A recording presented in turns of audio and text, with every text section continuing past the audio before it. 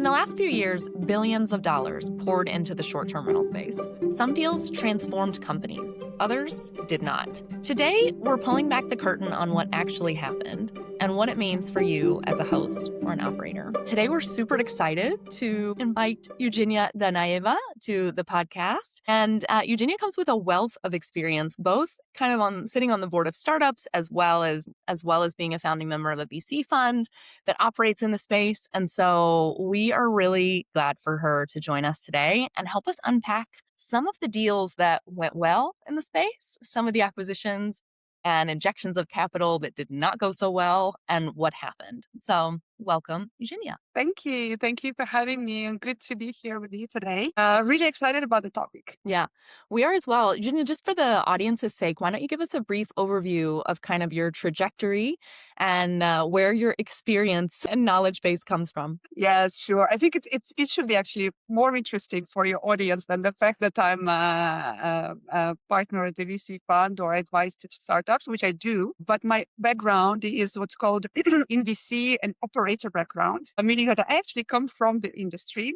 And so one of my first jobs was at the hotel chain. I was sales manager, then sales and marketing director, and then chief revenue officer of a hotel chain. And from there, I actually jumped into the world of OTAs.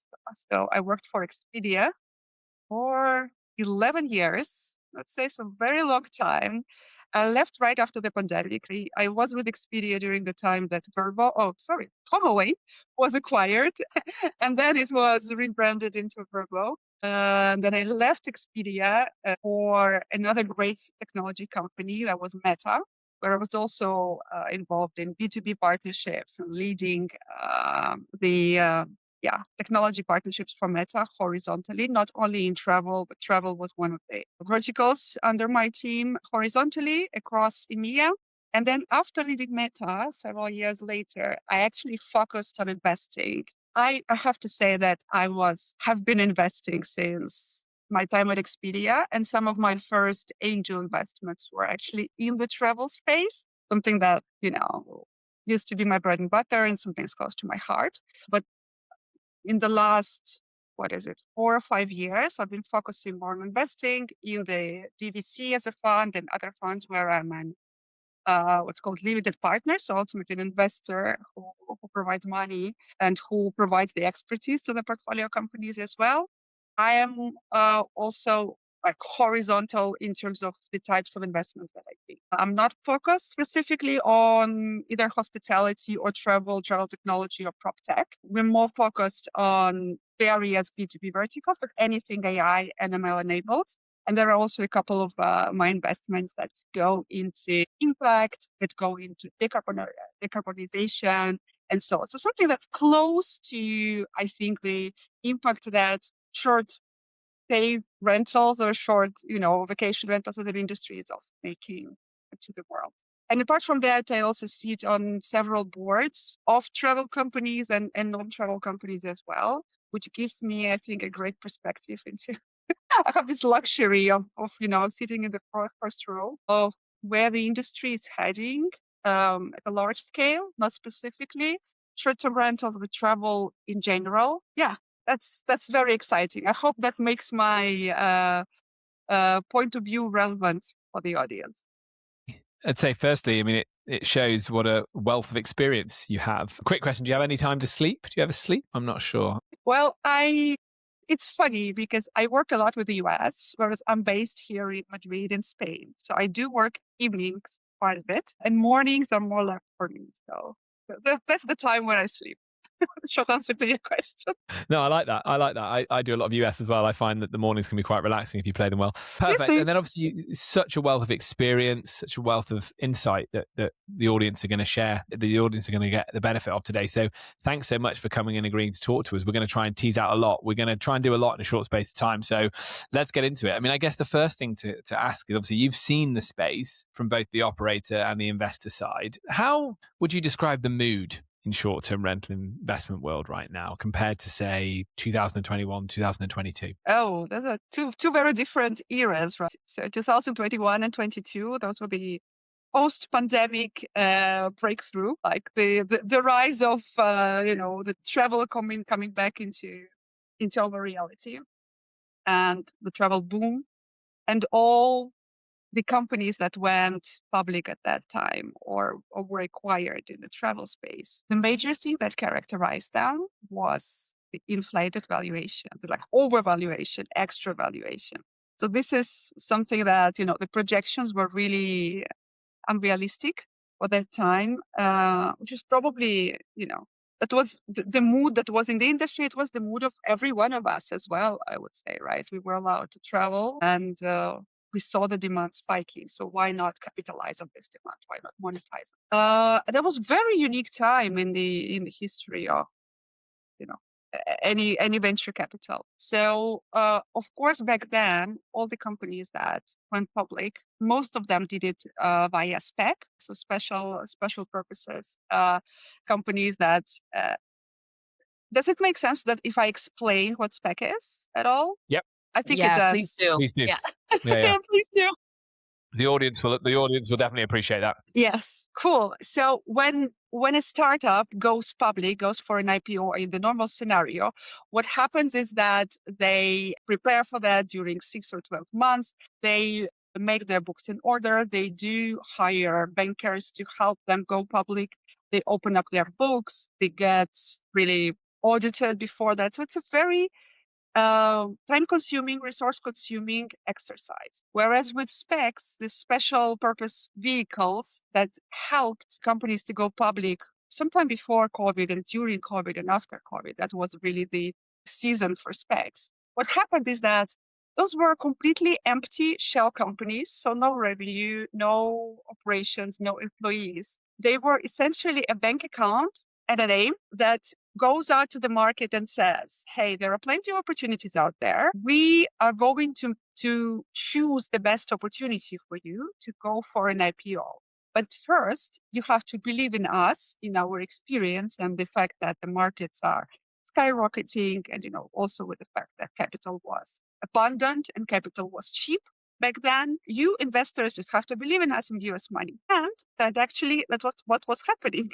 Investors were giving money to those SPACs, and then SPACs went out there and they were looking for some companies to invest in. So Vacasa was a great example of it. Zonder was a great example of it. There were plenty of others in travel space and outside of travel space that went public through SPACs, which allowed them ultimately to do it fast, to do it without being heavily audited, and to essentially not tell to the market the real picture of their finances, of their unit economics, whatever like markets they were tackling and so on, but to sell the projection, to sell something that could not be audited. And that was the reason why so many companies went public on those extremely high valuations. I think Vacasa was valued at 4.4 billion, if I mistake not, at the end of 2021, which was completely crazy. And if you think of it, 3 or 4 years later, weren't they sold for 40 something million? So I think that was the aftermath of this overvaluation, where essentially the like shareholder value being destroyed, 99% in case of Vacasa. But back to Europe. So the mood was overly optimistic back then. I think the mood is very realistic now. Now we are in this world of like the transition from subscription models, SaaS business models, to anything that's AI related and ultimately based on the prices of tokens that are shaping the cost structure of any startup and business. And of course, the price of tokens is fairly high. So we're looking at the costs growing within any startup environment in any company, and the revenues not necessarily growing at the same pace. So now we're more, I don't want to say really pessimistic, optimistic, probably more realistic, and looking at the businesses that can be more sustainable at this world of token prices being fairly high and revenues are being moderately high. Let's put it this way. Yeah. Let's talk about some of the deals that have been done, even at some of them at the height of the boom. that actually have worked. So, like Guesty, Hostaway come to mind as companies that obviously it wasn't a full acquisition, but it's been a massive injection of capital. What makes those different from what happened with Vacasa or Sonder, for example? Yeah, so it's really interesting that you're bringing up those two because they are, despite the fact that they are competitors, I think they are following very different scenario, right? So with Hostaway, I think they followed for a very long time a very bootstrap first culture where the founders were refusing the venture funding for a very long time until I think 23 or 24, but they were focusing rather on getting to know the business, going into the weeds of the business. I think they started by having the vacation, like the short-term rentals themselves and managing them themselves to understand the pains and the wins of the homeowner, which I think it is a great approach. And as an investor, I always admire founders who actually go in the weeds of the business they're building in, especially if they're coming from outside, right? So that's the founding team, they've definitely doing their job right. So that's one thing. And in terms of Guesty, I think this is a company that raised 4 or 5 rounds, if I mistake not. So they follow a completely different path, very much relying on venture funding, which inherently, right, they need to deliver on this. They need to show investors that their money is being deployed in the right way. They need to show the investors the return on their investment to actually get to the next investment round. So that's what we call, the venture pressure, right? So they chose this path and they're following it, I think, in a successful way. What I see them doing is that they are essentially verticalizing, aren't they? So they did some acquisitions themselves of smaller companies that's helping them verticalize. I don't remember now what specifically they are.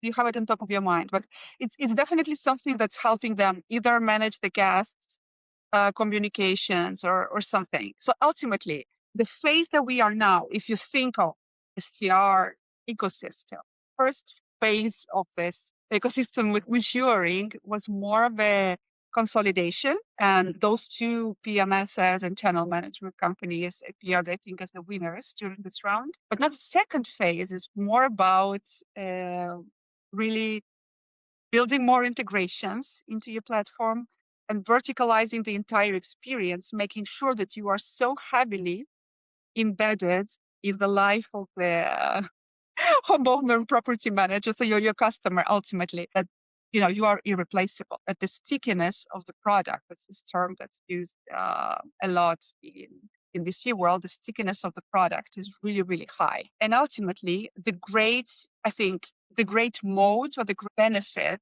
of those companies, like what worked in their case, is essentially them building this ecosystem within their platform where they have 100 or 200 integrations, which cover ultimately probably 80% of the tools that a homeowner would need to be using.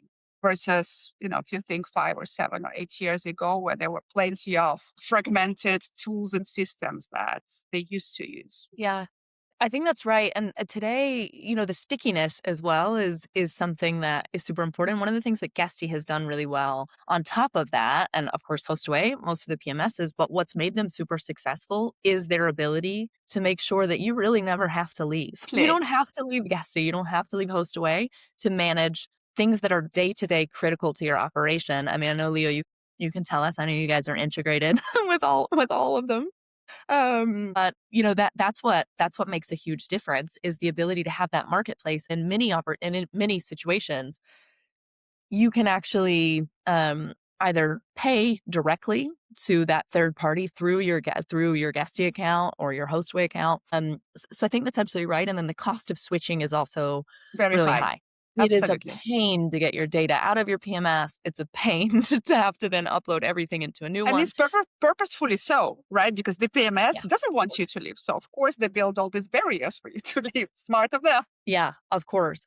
I think the other thing about these two companies that is quite unique to me is their founders did stay and have stayed, even, with the injections of capital. And that seems to be, for me, part of the success of these two is that they are basically the same companies, just with more money. Yeah, Tell me if which you is think I'm wrong on that one, but that's sort of how I've seen it and experienced it, at least in my time in the industry. yes, for sure. I think it does make a big difference because essentially it boils down into the DNA within the company. And I think that what happened with, part of the failure, unfortunately, of Vacasa was the fact that their DNA got completely like dissolved in all the acquisitions that they made, right? And in all the centralization that they tried to make. And at the end of the day, you see that they are completely not on the ground. They don't see what's happening in the market. They're not close enough to the owners. What I think distinguishes Hostaway and Guesty, I think they're very, very local. Guesty, I think, is super focused. I see a lot of them here in EMEA. I think they're super focused in EMEA. So it's really, really good to see that. And it's good to see that they're so clear on what they want to achieve, right? I think a couple of other companies that it's not PMSs or channel managers, but I think another interesting story is Home to Go and Holido. So also, both EMEA-based companies, and Home to Go actually also went public through a SPAC back in 2021 or 2022 at the German stock exchange. And they also, I don't want to say they're struggling. I mean, their valuation definitely dropped. I think they were valued over 1 billion and now they're around 200 million, something like this. But they're still very much up and running. And they're also focusing on verticalizing their supply because they bought Interhome recently. So they actually added the properties to their stack. They have HomeAway Pro, I think. So the whole property management part of it. And also, obviously, they're at the search level. So that's an example of where they're trying to figure out their way through verticalizing. And the founders are still there very much. Patrick is doing an amazing job. Same with Holido, right? Johannes and his brother. They are very much kind of not public. They're rarely showing up anywhere, rarely talking about what they're doing. But they're also very, very local. Like they have all these local teams here in Spain, across Europe, and even though they bought some of those smaller websites, local. Small OTAs. Yeah, Exactly, yes. The local Smaller OTAs. OTAs. Yes. It's been, I think, their strategy all along, Yeah. which is really great. But it seems to me that they're doing a better job in terms of integrating those smaller local OTAs into, their ecosystem and stack versus what Vacasa, for example, was doing, right? I guess the difference is that they're integrating probably marketing only businesses, right, instead of boots on the ground operations, which I think is more challenging. We've talked a lot on this pod actually, Eugenia, about Holido and Home to Go. They're kind of our poster boys, I think, of how. Okay, of how I miss that. Cool. Yeah. We're singing from the same hymn sheet in that respect. We're firmly in the team of thinking that they're doing smart things. And again, what I think they do, certainly what Holiday have done in this instance, is they're syndicating these listings. So traditional vacation rental listings that might not have appeared on the big OTAs. And if they do, the owners still take the majority of their bookings from their local OTA, and they've been doing it for 25, 30 years. And we all know that Europeans, more than English people, and certainly more than Americans, like to go back to the same spot again year on year. So it's like it's working in partnership with the business you're acquiring to keep their customer loyal, while also adding all of the tech stack, the deeper integration, the better calendar management in the background. Whereas I think, going back to Vacasa, and it is slightly comparing apples and oranges, admittedly, but Vacasa, it kind of blew up what was there locally to create that central funnel. Whereas I think with these two German companies we've just referenced, they're very mindful of, especially, I'd imagine, I haven't gotten close to what Home to Go have done with Interhome, but the Interhome host and guest is going to be a very traditional European traveler and host, and you have to be really careful about sort of getting too firmly into that relationship. So you've got to stand back, I guess, and let the good parts of the brand sing, while then bringing your tech stack in the background to sort of further syndicate it, right? Yeah, I think so. No, but it's a really, really interesting story to kind of the way it unfolds. And following it, I think it's a hugely interesting story. So I'm wishing them really, really well. Yeah, I agree. I think so we've talked about some of the poster boys, some of the people that are doing it really well. Let's think on Vacasa, Sonder, some of the bigger players that are trying to operate. I think operations at a global scale is always a challenge. Again, Sarah and I talk regularly about being hyper local. What's the sentiment, do you think, in the investing community at the moment around what do you think sets you up for success and the ability to scale and be acquired as an operator? And it's okay for you to say, we don't know yet, we're still working it out, I don't know. But, do you think we're somewhere near finding a blueprint? Because I think that's the area where, as an industry, we'd say we haven't yet found the right approach. Yeah, I think we haven't, to be honest. For me, the most successful acquisition, STR related acquisition in the industry still is Hostaway by Expedia. Nothing since then has been at that level of really bringing strategic value to the acquirer and doing so much goodness for the company itself. So I think it's much about like we're figuring it out. What's definitely super important is what you mentioned, right? We don't really want any operational burden. We really want something asset light. And that's why all of those, PMS companies, channel management companies, pricing companies like Beyond, for instance, right? And the competitors, or companies like Truly as well. I mean, that's a great example of focusing, like a focus on a specific niche where you know how to solve this point problem. And that's it. And the integrations into the right tools, right? So this is something that's, I think, really interesting now for the industry. Someone who is focused enough, someone who knows what they're doing, and someone who can scale it, perhaps even, and that's an interesting one, even outside of travel. So if you've seen latest round of State 22, a company that supports, it's a Canadian company, and they are doing affiliation for travel bloggers. So affiliate-based model for travel bloggers. They raised 122 million, if I am not mistaken, which is huge for someone in travel. Really huge for someone that, again, asset light in travel, that's purely online, purely digital. Why that happened? Because they actually showed the investors that they want to scale it outside of travel to a wider retail industry, to a wider commerce. So that's one great example. And I think another one is Conduit, the one that used to be called, I think, AI, right? And then now they're called Conduit. They raised from Y Combinator and they raised from plenty of other prominent names, purely guest communications, just focused on that and knowing how to solve that. Similar for you, I think, right? It's also guest communications across the touch points. So just, doing what they do well, just following their niche and maybe growing outside of, if they started with hotel and they expanded into vacation rentals or the other way around, but it doesn't matter, right? Showing that you can scale outside of like doing your niche well and showing that this can also work for some other niches, scaling outside of it. So I guess that's where we are now. That's the answer for now. I think as a follow-up to that, I'm curious, what if somebody who was, let's say an operator, right? So let's say somebody with 20 properties is trying to get acquired or have some kind of injection of capital to grow the business further. What do they need to be thinking about, and what do they need to include in a pitch deck or have as characteristics of their business in 2026, let's say, that maybe they wouldn't have needed in the 2021 boom era? What's changed there? Yeah, I think we're very much looking into unit economics now.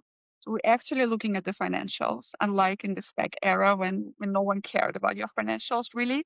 Everything was around projections. So now we're looking at two things, the financials and unit economics. So making sure that also your guests stay with you, not once, but twice. So the retention is there following this. And also looking at your technology stack. It's really important because if you don't have any direct booking website, for example, that's really a red flag. In the times when it's so easy, there are plenty of startups, plenty of platforms that simplify this direct booking creation, the booking flow, like everything. If you don't leverage this, that's a big red flag. It doesn't mean that you need to, leave the OTAs, right? OTAs are still you still use them for user acquisition. But at the same time, for repeat customers, you should be doing it directly. You should be managing this proactively, and you should be looking at how to minimize your customer acquisition costs there. So I think those are two kind of baseline things. And also, I would say that I, for instance, would always be looking at how creative in a good way you are, how like you are using the opportunities that or the trends that we see in the industry. Is now, for instance, there's so much tailored and curated experiences happening. And it's essentially that's one of the things, probably one of the major things that allows you to do premium pricing versus your commoditized pricing. So what if you could leverage, I don't know, concierges or any culinary experience or any other experience, something that ultimately is not so expensive for you on the cost side of things, but creates a lot of value for your customer, essentially, increasing your margins. So I would love to see more of these businesses. And I think this is something interesting, something that could be really, a game changer. I like this, Eugenia. It's really deep dive into guest communication services, ensuring that hospitality is at the heart of what you do. It's all the right things, isn't it? I was also going to add, do you feel that how embedded the company is within their own community? So how deep their relationship is with the host? Because I feel like there's two rental contracts. One looks the same on paper as the other, but one is worth less if the host feels heavily commoditized and doesn't feel like they're on the journey with the property manager. Yes, for sure. I think we can talk about like two ways of being embedded, right? One, as we said, is the tech stack, like you as a company are super sticky, but also being embedded within the community, as you said, right? I think it's super important. Yes, yeah, absolutely. No, for experience to be local, very much. Yes. Perfect. Eugenia, we could talk to you all day. I've learned so much in such a short space of time. Thank you. Look, you'll have to come back on the next time an interesting deal goes down in the space. Will you please come and see us again? Absolutely. I would love to. I'm so sad I couldn't make it to the Short Stay Summit. I really wanted to see you both in person in London, but it just didn't work out because we've had to leave for Manchester that day. But I definitely want to join. And yes, absolutely. Always happy to talk to you guys. Amazing. Thanks so much, Eugenia. Thank you. I loved it. Thank you. Amazing. Well, look, you've agreed now. A verbal contract is binding, so we'll have you back on the next time something interesting happens. Thank you very much. And to all our audience at home, thank you very much. If you've enjoyed today's show, please hit like, share, subscribe in all the usual social places. And until next time, take care.